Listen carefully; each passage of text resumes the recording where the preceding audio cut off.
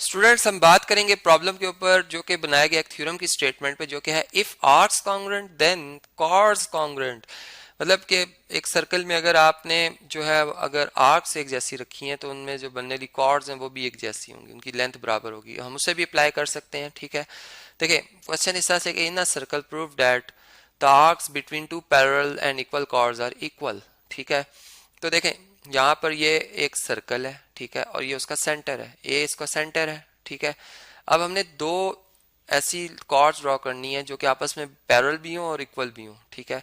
तो मैं क्या करता हूँ, मैं यहाँ से सेंटर से कुछ फासले पर चले, कुछ कुछ डिस्टेंस पर मैं यहाँ से एक कॉर्ड बनाना शुरू करता हूँ, ठीक है। कॉर्ड एक लाइन सेगमेंट होती है जो कि सर्कल ही के दो पॉइंट्स को मिलाने से बनती है, ठीक है। ये एक कॉर्ड बन गई, यहाँ पर इस तरीके से कंप्लीट हो जाएगी, ठीक है। ये हमने कॉर्ड ड्रॉ कर ली है जिसे मैं सी डी कॉर्ड कह देता हूँ। अब इसी की लेंथ के बराबर हमने एक और कॉर्ड ड्रॉ करनी है, ठीक है, जो कि इसके पैरेलल भी हो। तो हमने एक थ्योरम भी पढ़ रखा कि अगर मैं सेंटर से इक्वल फासले पर दो कॉर्ड्स ड्रॉ करता हूँ तो आपस में उनकी लेंथ इक्वल होती है। अभी ग्रीन कलर की लाइन सेगमेंट और येलो कलर की लाइन सेगमेंट आपस में इक्वल है, ठीक है। और मैं एक और कॉर्ड ड्रॉ कर लेता हूँ जो कि इस तरीके से मैंने ड्रॉ कर दी, ठीक है। ये यहाँ पर इस तरह से ये ड्रॉ हो गई है, ठीक है। अब आप देखें कि ये जो हमने कॉर्ड ड्रॉ की है इसमें इसको मैं कह देता हूँ कि ये एम और ये एन पॉइंट है, ठीक है, और ये सी और डी है। अब ये दोनों जो हमें लाइन सेगमेंट्स नजर आ रही हैं कॉर्ड्स की शक्ल में, ये दोनों आपस में पैरेलल हैं और इनके दरमियान जो ये परपेंडिकुलर डिस्टेंस है ये कांस्टेंट है, ठीक है। ये कांस्टेंट है, ये एज इट इज रहेगा। मतलब कि अगर मैं डी और यहाँ पर एन, अगर मैं इन दो पॉइंट्स को भी मिला देता हूँ, ठीक है, तो ये जो हमारा डिस्टेंस होगा, ठीक है, यहाँ पर ये वाला डिस्टेंस ये कम नहीं हुआ होगा, ये उतना ही होगा, ठीक है। यहाँ भी अगर आप देखें तो ये एन सी से अगर एम को ज्वाइन कर दें तो ये परपेंडिकुलर डिस्टेंस है, ये आपस में क्या होंगे, इक्वल होंगे, ठीक है। ये वाला डिस्टेंस, ये वाला डिस्टेंस, ये वाला डिस्टेंस आपस में तीनों क्या होंगे, कॉन्ग्रुएंट होंगे, तभी ये लाइन सेगमेंट्स पैरेलल हैं, ठीक है। तो देखें अगर कॉर्ड इक्वल है तो फिर आर्क्स इक्वल होंगी। इसका मतलब ये आर्क जो डी एन, हमने चूंकि प्रूव ये करना था कि डी से लेकर एन तक जो ये आर्क है ये बराबर है, ये कॉन्ग्रुएंट है किसके जी, सी से लेकर एम तक जो आर्क बन रही है उसके, ठीक है। इस तरह से भी हम ये प्रूव कर सकते हैं। अब यहाँ पर एक और जो लॉजिक हम लगा सकते हैं, मतलब ये थ्योरम तो हमने अप्लाई किया और ये हमारा रिजल्ट यहाँ पर प्रूव हो गया है, ठीक है।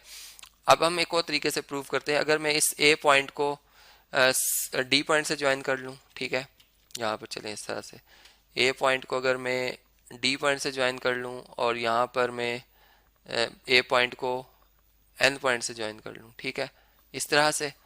और इसी तरह से अगर मैं यहाँ पे भी ऐसा करूँ कि सी पॉइंट को, इसके लिए कलर मैं डिफरेंट यूज़ करता हूँ, सी पॉइंट को अगर मैं ए पॉइंट से ज्वाइन कर लेता हूँ, ठीक है, और जो ए पॉइंट है इसको एम पॉइंट से भी ज्वाइन कर लें अगर हम, ठीक है, इस तरह से, तो आप देखेंगे कि ये हमारे पास जो यहाँ पर जो ये ट्राइंगल बन रही है, ठीक है, इसमें ये वाली लेंथ इस लेंथ के बराबर है, ठीक है। ये दोनों लेंथ आपस में बराबर है और इसी तरह ये लेंथ भी इसके बराबर है। और अगर करस्पॉन्डेंस ली जाए इन दोनों ट्राइंगल में 1 और 2 में, तो इसकी ये साइड इसके कॉन्ग्रुएंट है, ये वाली साइड इसके कॉन्ग्रुएंट है, और ये इंक्लूडेड एंगल अगर आप देखें तो ये कॉन्ग्रुएंट है, ये अपोजिट एंगल्स हैं, ठीक है।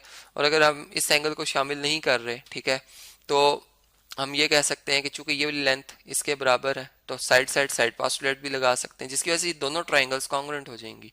और फिर ट्राइंगल कॉन्ग्रुएंट होने का मतलब होता है कि इनके साइज और शेप एक जैसी है, ठीक है। तो इसका मतलब ये होगा कि फिर साइज की वजह से एंगल सारे एक जैसे हैं, और जो हम ये बात कर सकते हैं कि जो हमारे पास मतलब शेप है उसकी वजह से एंगल एक जैसे हैं, ठीक है।